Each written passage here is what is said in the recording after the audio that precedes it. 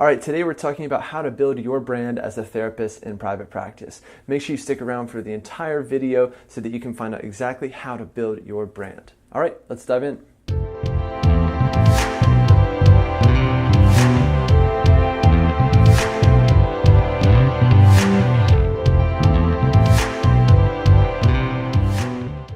All right, so I talked about this in another video where I introduced these different branding terms and concepts, but I want to tell you right off the bat that essentially your brand is how you look, what you do, and what you say. And it's doing these things consistently and in a way that makes sense for your brand. All right, so let's dive into the first pillar of how you brand your private practice, and that's how you look. When I talk about how you look, I'm really talking about the visual identity of your brand. The most obvious place to start with that is, in fact, your website, especially because I tend to talk mostly about digital stuff in my material. So if we're thinking about the visual identity of your brand, that usually starts with an excellent logo that's professionally done by a designer who went to school for this stuff, just like you went to school to be a therapist. My personal opinion is that you can never spend too much on a logo. I think you really get what you pay for, and I think for such a cornerstone brand asset, you can't spend too much money on a logo. Now, you might use inexpensive services or even services like 99designs.com just to generate ideas and kind of brainstorm, and then you could take that idea to a professional designer and say, here's some ideas that I've already played around with or I've already explored, and I want that professional designer to really take it all the way to the final product. A lot of your visual identity of your brand is going to branch off of this logo, so it's really important that you get this right. I also think it's one of those marketing assets that if you spend a lot of money on it now, it's going to pay off dividends, and it's one of those things that you're not going to have to create a new logo or rebrand your logo for a number of years and years. So if you have a really good logo that's timeless, I think it's going to pay off dividends. I think your logo should really reflect who you are. It should start to at least introduce those brand colors that we'll talk about in a second, and also it should be scalable. Scalable means that your logo can be easily consumed visually at a very small level, so at the corner of a website or the size of a dime, and it should also look equally as good and consumable and understandable at a very large scale, like if it was blown up on a banner or something like that. Your logo is the kind of thing that can and should be reused everywhere, so it's really important to take this opportunity to make the right first impression for your potential clients. All right, the next one under how you look is your color palette. Like I said, for a lot of designers, they will at least introduce a primary and possibly even a secondary color or two in the logo itself. A lot of times designers will present to you logo ideas in black and white and then introduce the colors as to not kind of confuse you or pull you in a certain direction. Colors have a lot to do with our reactions to things. So my logo, for example, the new John Clarke logo at d.Your.com looks very different. It looks one way when it's presented just in black, and then when it's presented with some color. That color really pulls it in a certain direction. So ideally you work with the designer for them to identify and lay out for you a brand guide or a style guide that includes your logos, your primary and secondary colors, and some other elements that we'll talk about here in a second.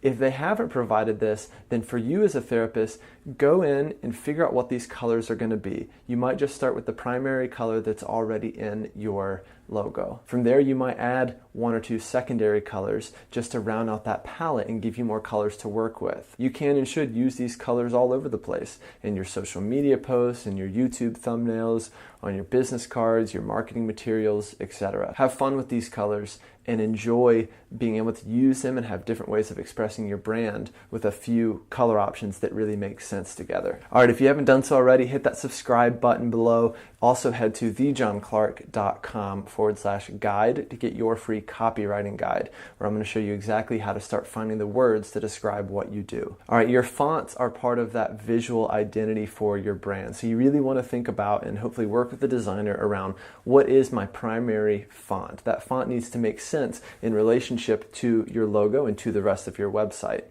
It also is really handy to have a secondary font that can be used for things like your body text, and it tends to be a little bit more traditional, whereas your primary font, you want that to be a little bit more unique and kind of stand out. And of course, your images on your website have a whole lot to do with how you express your brand visually. So think really hard about the kinds of photos that you're incorporating, both in terms of the headshots of you, the photos of your team, etc., and of course stock photos. Now, I used to be really averse to stock photos and have warmed up a lot to them, especially when you can find really high-end stock photos from sites like stocksnap.io. Think about how choosing those photos is either on brand or off brand for you. Does it promote your brand in the right direction, or is it taking your brand in the wrong way? So if you have a brand that is this really bold, kind of loud, kind of intense brand, and then you have a picture of a lady sitting on the beach looking super relaxed, that's an example of brand confusion. So you want to think about, how do I choose images that are consistent with the rest of my brand identity? Getting the visual part right is a big part of expressing your brand the right way and doing it consistently. So take this part really, really seriously, because for a lot of clients, when they come to your website or when they see a visual from your brand, they're going to make a lot of assumptions just based on that, and they might even make their decision as to whether they click or call solely based on the visual of your brand. All right, and of course, the next pillar of branding your private practice is thinking about what you do.